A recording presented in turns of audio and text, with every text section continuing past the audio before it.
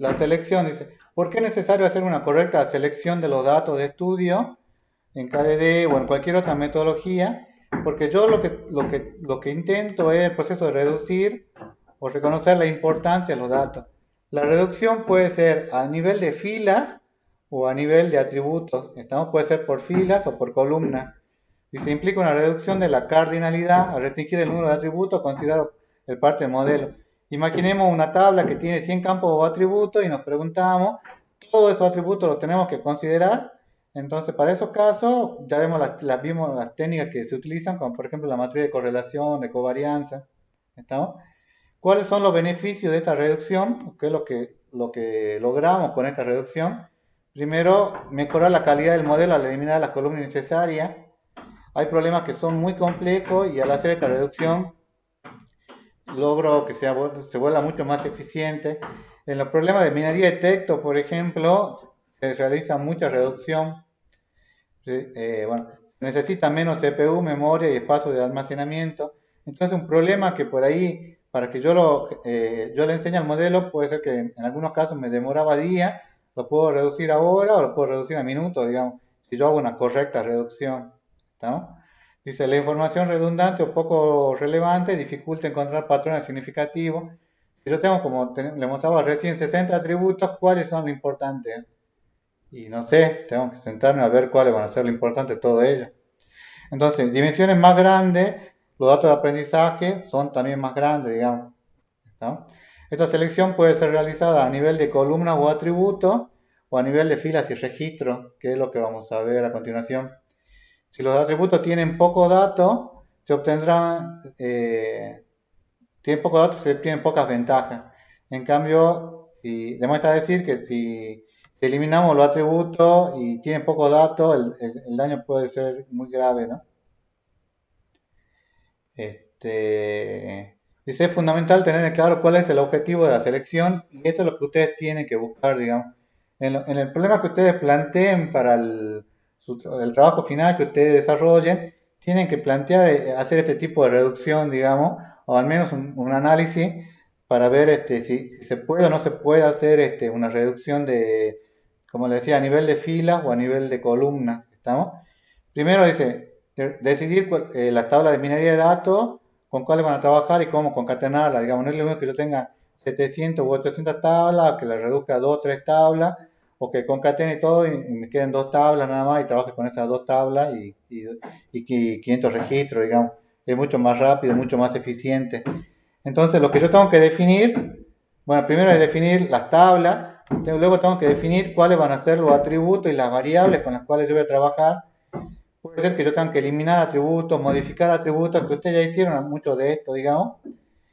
Entonces, esto de definir los atributos, los variables, se llama una selección vertical o reducción de la dimensionalidad, porque lo que ustedes reducen son los atributos con los cuales quieren trabajar. Entonces, en vez de 60, como yo lo voy a mostrar ahora, vamos a trabajar con 5 o con 6 atributos como máximo. ¿Estamos? Es mucho más eficiente y es mucho más práctico hacer eso.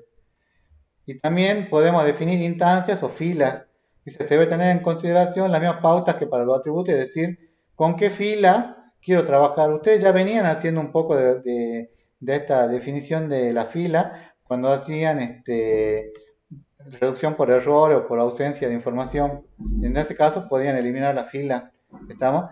En este caso es una selección horizontal o de muestreo. Se eliminan las filas o los individuos con los cuales ustedes quieren trabajar. Estos dos tipos de selección son los ejercicios con los cuales vamos a trabajar ahora, o vamos a ver las técnicas con las cuales se trabajan.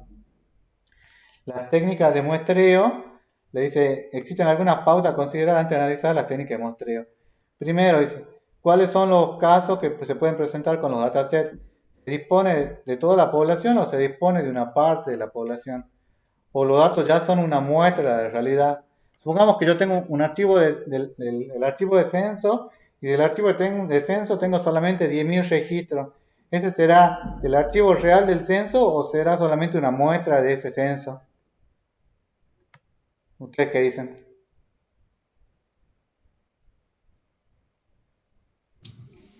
Una muestra. Va a ser una muestra. Jujuy solo no sé cuánto tiene, 700.000 o 800.000 habitantes. También es importante, y esto le va a servir bastante, porque vimos que una de las limitaciones que tiene RapidMiner es que solamente puede trabajar hasta 10.000 registros. Entonces, hay operadores que le permiten hacer automáticamente esta selección, estamos de la fila. Entonces ya puedan definir los 10.000 registros con los cuales van a trabajar y le puede ayudar a solucionar, aunque sea en parte, ese problema. Esto lo vieron en estadística, pero vamos a ver, pero se lo explico de vuelta, como repaso. El muestreo aleatorio simple dice que es un método de selección de n unidades sacadas de n, de tal manera que cada una de las muestras tiene la misma probabilidad de ser elegida. Entonces, el muestreo aleatorio simple, ¿qué es lo que me dice?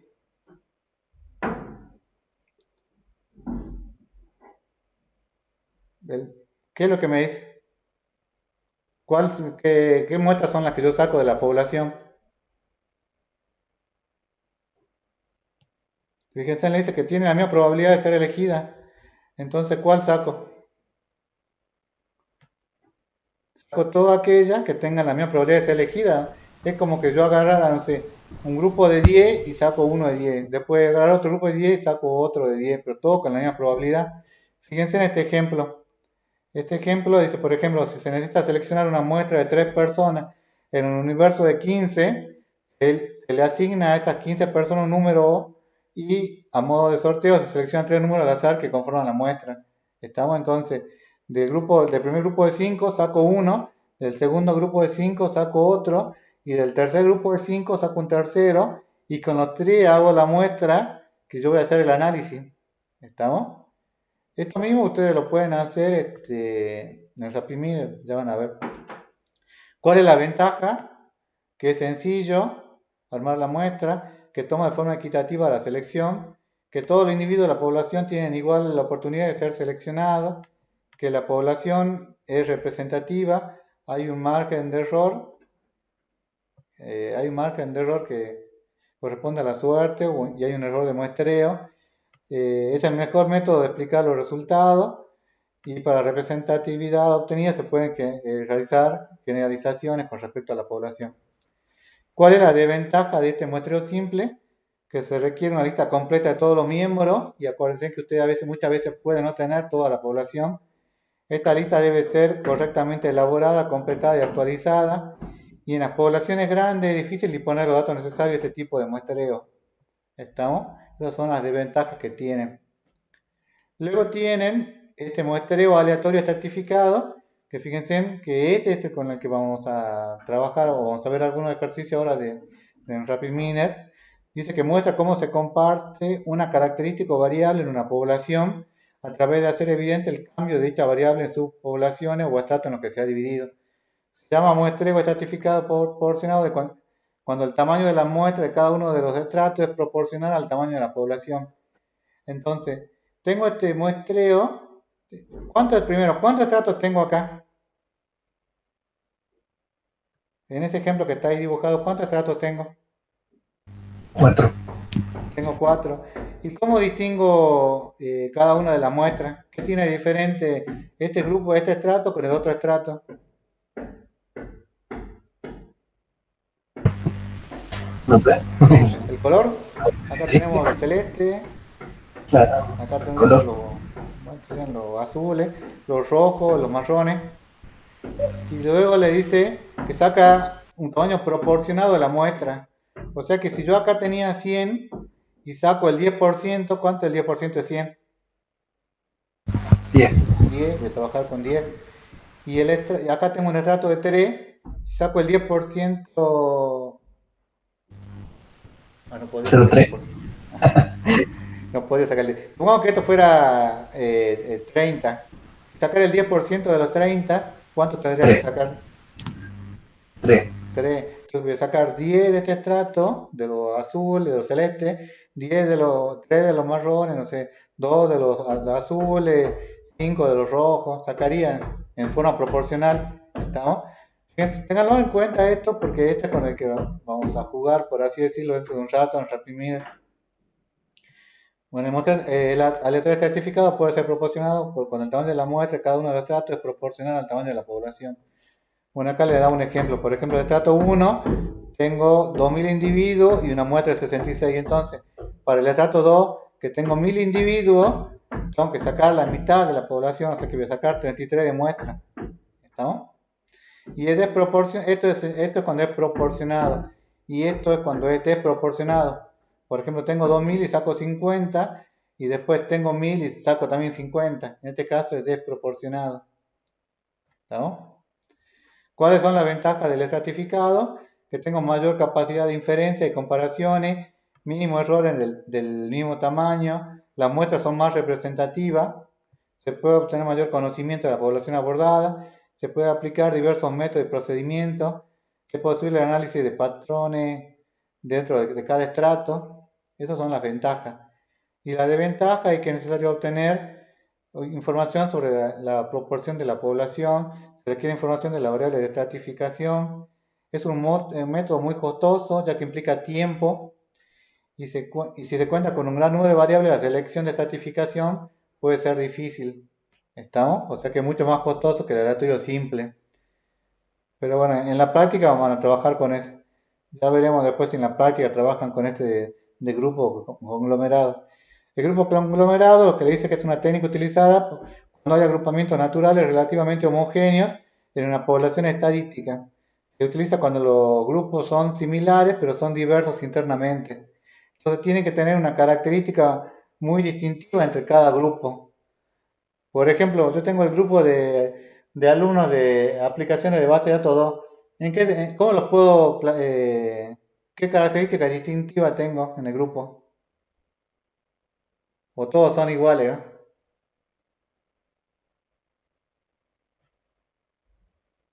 Por ejemplo, puede ser el caso típico es separar hombres de mujeres, para ese caso, por ejemplo.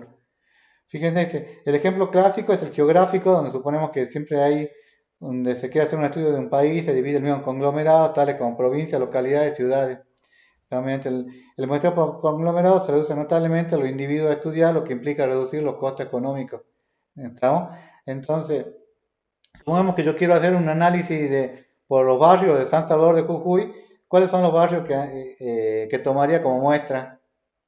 Supongamos, si yo quisiera, no sé, ¿cuál creen que sea el barrio de San Salvador de Jujuy que tenga más cantidad de habitantes?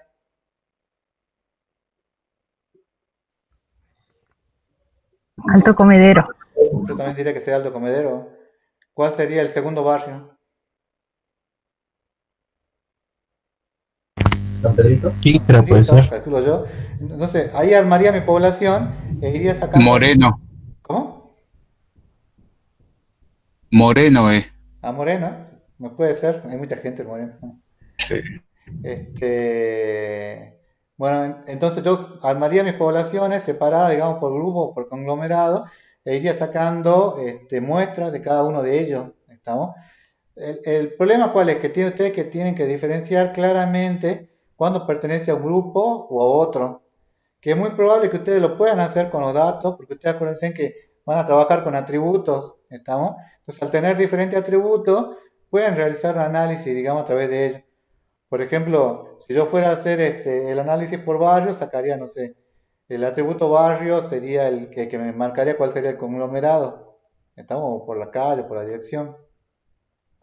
¿Cuáles son las ventajas? Se usa mucho para encuestas personales y que se pide un marco muestral de todos los conglomerados. Y la desventaja, que si existe una escasa heterogeneidad, o sea que no hay mucha diferencia, esto puede afectar la calidad del diseño y el problema se presenta cuando la heterogeneidad no puede ser confirmada, o sea, no pueden ustedes decir, no sé, es de Moreno o es de Alto Comedero, porque no tiene el dato ese, ¿no? Muestreos polietápicos, polietápico significa que se hace por etapas, ¿no? Dice, por conglomerado se requiere marco muestral específico para cada etapa de la selección, lo cual es difícil a veces de hacer un muestreo por etapa. Bueno, fíjense, dice, se utiliza el muestreo por conglomerado cuando los grupos son muy heterogéneos y no existe mucha diferencia entre los conglomerados.